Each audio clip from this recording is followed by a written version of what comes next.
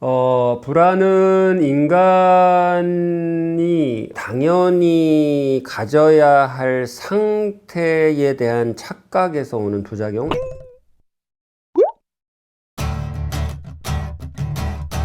이런 거죠. 불안 한 개 정상인데 안 불안하려고 하는 안정을 찾는 환상 때문에 불안이 나에게 저주처럼 느껴지는. 그러니까 반대로 생각해 보세요. 뭐냐면 이런 거예요. 세상의 모든 재미는 불안이 원천이에요. 그쵸. 최근에 저 피파 해가지고 네, 저 네. 안피디한테 6전 6패 했거든요. 네. 해도 계속 져. 네, 네. 이러면 그 슬슬 흥미를 잃더라고, 이기는 사람이. 네, 네, 네. 그러니까 오늘 꼭 해야 돼요 이러면서 흥미를 잃어. 네. 그러면 지는 사람도 흥미를 잃어. 이건 안 불안한 거예요. 난 지고 넌 이기니까. 근데 이게 5전 6패다. 그리고 스코어도 3대 4고 네, 네. 이렇게 되면 불안하잖아요. 네, 네. 그러니까 모든 재미있는 게임의 원리는 불안이에요. 네. 근데 재미있자 그러면서 반대로 안정을 찾아. 안정을 찾으면서 재밌재요. 롤러코스터가 불안해, 안 불안해? 불안하잖아요. 예를 들어서 극장에 가가지고 스릴러를 왜 봐? 불안 자체가 상품인데 스릴러를 보면서 안정을 찾아요. 그러니까 인간 내면에 불안하지 않기 원하면서 불안의 동전 뒷면인 재미를 찾는 두 개를 동시에 원하는 말도 안 되는 욕구가 있는 거예요. 그러면 기본적으로 인간은 안정적인 존재인가 불안한 존재인가? 절대로 불안한 존재라는 거죠. 왜냐?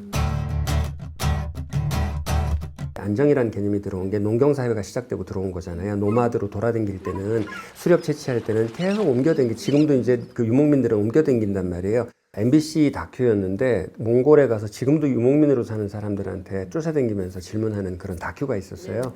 있잖아요. 몽고 텐트. 그거를 열흘 동안 다큐를 풀을 먹이고 이걸 갖다 또 접어서 또 말에 싣고 가고 또 정착했다 말에 싣고 가고를 열흘 한 달 이렇게 반복적으로 돌아다니는 걸 쫓아다니면서 아줌마가 짐 싸고 있으니까 PD가 이런 삶이 불안정하지 않으세요? 이렇게 물었어요. 그러니까 그 여자의 표정을 잊을 수가 없어요. 왜요? 뭐가 불안정하다는 거죠?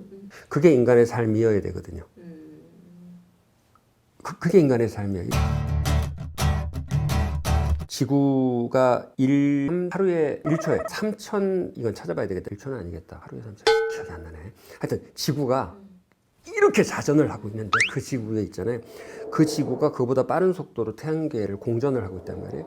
근데 태양계가 그보다 빠른 속도로 은하계 안에서 돌고 있다는 말이에요.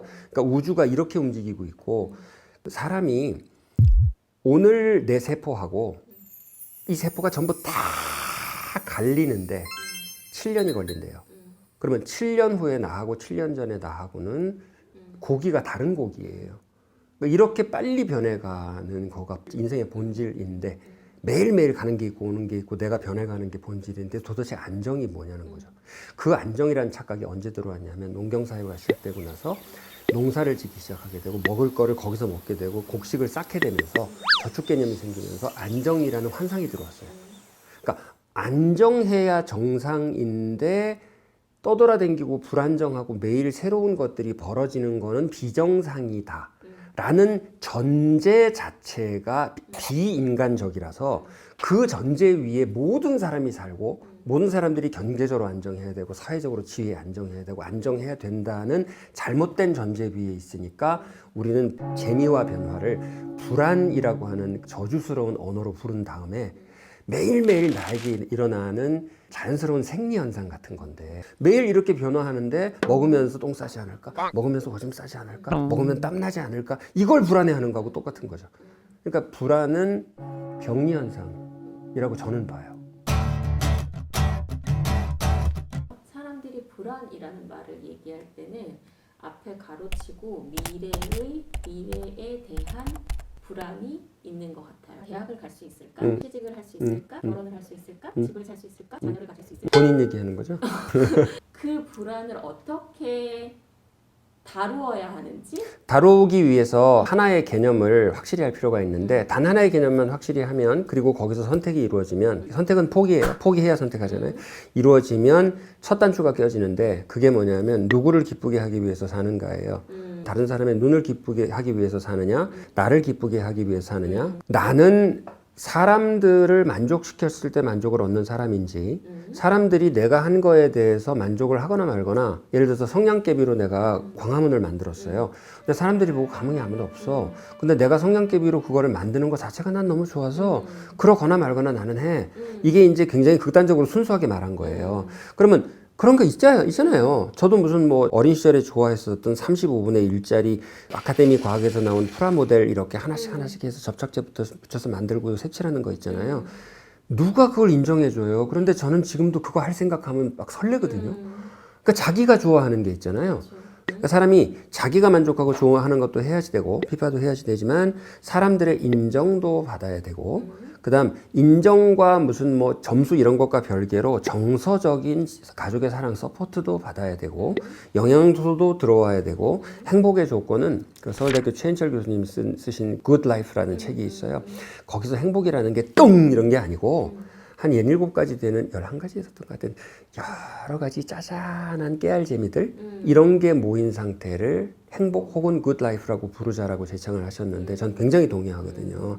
그러니까 그런 것들이 모여서 행복이 되는 건데 하지만 중심적으로 불안이 어디서 오느냐는 얘기잖아요.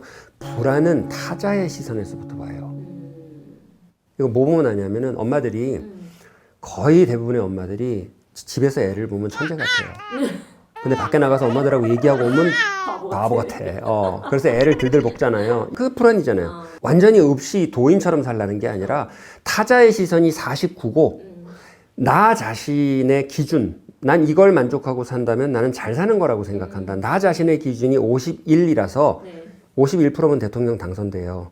그리고 대통령 당선되면 그 사람이 나라를 주무르잖아요. 그거하고 똑같아요. 40%의 야당이 있어도 내 안에서 내 기준이라고 하는 중심이 당선되면 불안이 있지만 건전하게 살 수 있어요. 불안이라고 하는 거는 위험에 대한 그 센서이기도 하기 때문에 그 광산의 카나리아처럼 위험의 센서이거든요. 그런데 타자의 시선이 나를 흔드는 것이 50%를 넘어가 버리면 아무리 내가 중심을 잡으려고 해도 나는 불행한 사람이 되는 거죠. 그것만 명심하면 돼요. 밖에 나가서 타자의 시선에 의존하면 불행해져요. 왜 불행하냐? 불안하기 때문에 불행해지거든요.